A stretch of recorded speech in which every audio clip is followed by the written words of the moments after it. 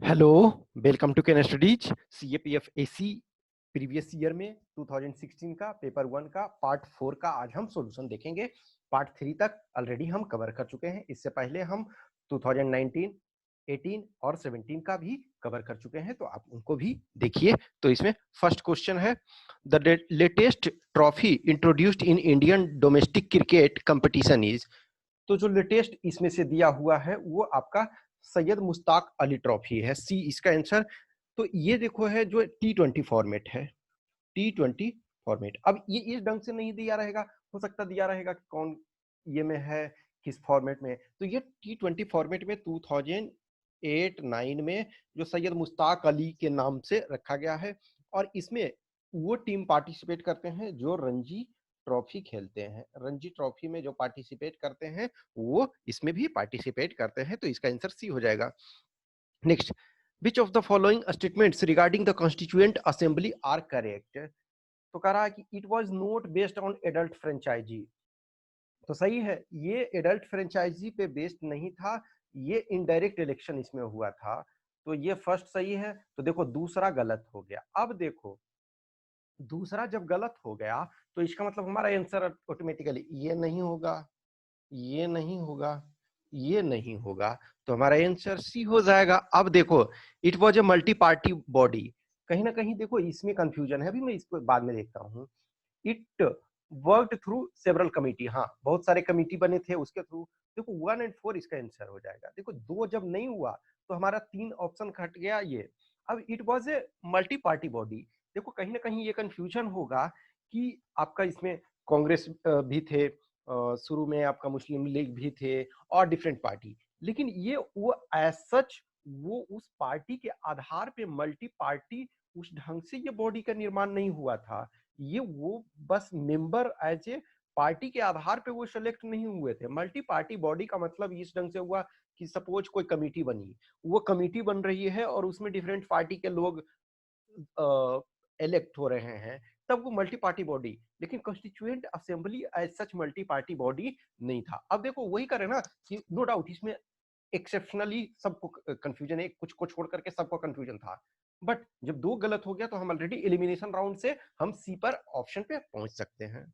Next, who among the following may be the chairman of the जिला परिषद। तो जो ग्राम पंचायत यानी थर्ड टायर जो है आपका, एक सेंट्रल पार्लियामेंट होता है, दूसरा आपका लेजिस्लेटिव असेंबली स्टेट का और लेजिस्लेटिव काउंसिल हो सकता है, और थर्ड जो है ग्राम पंचायत वाला। तो पंचायती राज सिस्टम में जो होता है एक जिला परिषद होता है डिस्ट्रिक्ट लेवल पे, तो इसके जो चेयरमैन होते हैं elected from its own member होते हैं। ठीक है, तो इसका डी हो जाएगा। Next, what is meant by social equality, यानी कि सामाजिक समानता।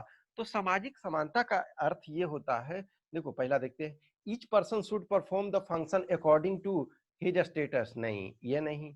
No effort should be made to modify the existing social system. नहीं, ये भी ठीक है। no person should be made to suffer a position of relative inferiority in relation to other men due to caste, race और religion। हाँ यही सही है, किसी भी आदमी को कास्ट, रेस, रिलीजन, इथनिसिटी और इस आधार पे अलग नहीं किया जाएगा, किसी को इंफेरियर नहीं समझा जाएगा, वो आपका इक्वालिटी होता है। तो ये हो जाएगा। Social effort to improve a lot of weaker section, ये भी नहीं है, डेफिनेशन एक्चुअल में ये है C. Next, which one of the following is not a feature of Indian federalism। तो इंडियन फेडरलिज्म का कौन कौन फीचर नहीं है। तो every state government has power of its own, ये सही है, ये अपना आता है आंसर हमारा, लेकिन ये नहीं होगा। तो courts have the power to interpret the constitution and the power of different level of government, ये भी सही है। States are subordinate to the central government, नहीं, स्टेट सेंट्रल गवर्नमेंट के सबऑर्डिनेट नहीं है, उनके पास कुछ अपने पावर है। देखो एक स्टेट लिस्ट का सब्जेक्ट होता है, एक सेंट्रल लिस्ट का सब्जेक्ट होता है, एक कंकरेंट लिस्ट का सब्जेक्ट होता है। तो स्टेट लिस्ट पे एक्सक्लूसिव राइट स्टेट्स का है, तो स्टेट सबऑर्डिनेट नहीं है। तो आपका आंसर ये हो सी हो जाएगा, क्योंकि यही गलत है। अब sources of revenue for each level of government are clearly specified, हाँ सही है ये। तो ये आपका सी गलत हो गया, तो आंसर आपका ये हो जाएगा, आपका सी आंसर हो जाएगा। Next, the joint training exercise Gadora Shakti is conducted as part of military diplomacy between Indian Army and, तो आपका ये हो जाएगा Indonesian army. which one of the following statements regarding human rights is not correct? करा कि the human rights derive their inspiration from moral principle। हाँ सही है, क्योंकि हर मानव का एक अपना अधिकार होता है, एक मानवता का अधिकार होता है, तो वो इस पर है।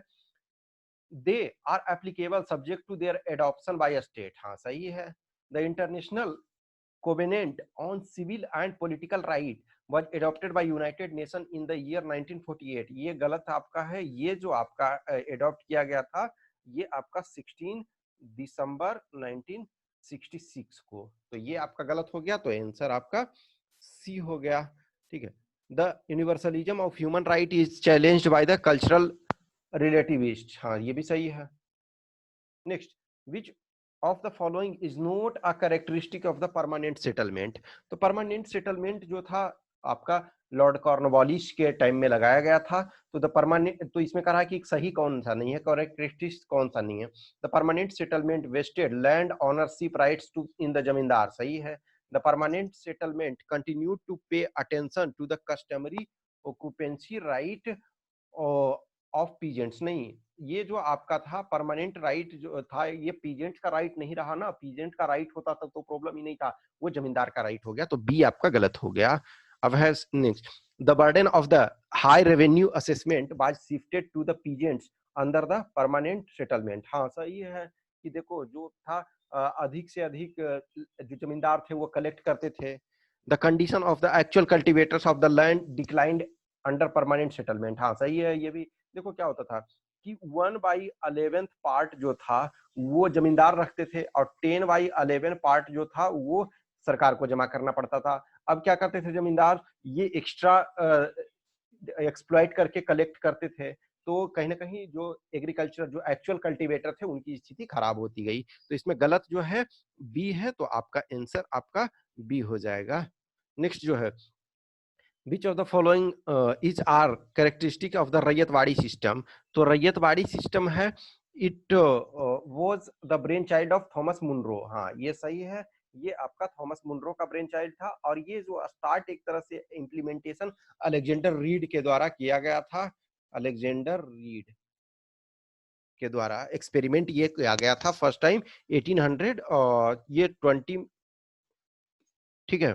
It was mean to reduce intermediaries. हाँ सही है, ये जो आपका है इंटरमीडियरी को रिड्यूस करने के लिए किया गया था कि डायरेक्ट जो है रैयत यानी किसान जो है वो डायरेक्ट दे सके। Cultivating peasants were gradually impoverished by the system. ठीक है, धीरे धीरे जो है कृषक कंगाल हो गए। हाँ ये भी सही है। It was introduced in parts of Madras and Bengal, नहीं, बंगाल में आपका पार्ट ऑफ मद्रास में किया गया था, कुछ पार्ट ऑफ बॉम्बे में किया गया था, लेकिन जो बंगाल में था वो आपका जमींदारी सिस्टम था, तो चौथा आपका गलत हो गया, तो आंसर बी हो जाएगा 1, 2 and 3। Next, who among the following founded the Atmiya Sabha in 1815। तो ये आपका Raja Ram Mohan Roy. Next, consider the following statements about Santhal Hul of 1855 to 56। अब देखो ये जो है ये भी आपका एनसीईआरटी, इसके पहले वाला भी डायरेक्ट एनसीईआरटी से उठा करके पूछा हुआ है। The Santhal were in a disparate situation as tribal lands were leased out। तो ये आपका जो है ये सही है, फर्स्ट स्टेटमेंट सही है। Santhal rebels were treated very leniently by British official, नहीं, ये इनको बहुत हार्शली ट्रीट किया गया, तो ये सेकंड गलत है गया। तो जब सेकंड गलत हो गया तो हमारा अभी एक बस एलिमिनेट हुआ है। ठीक है, next, Santhal inhabited areas were eventually constituted into separate administrative units called Santhal Pargana. हाँ उसके बाद जो है संथाल परगना बनाया गया, तो ये सही है। तो 1 और 3 आपका सही है, तो अब ये भी आपका एलिमिनेट हो गया।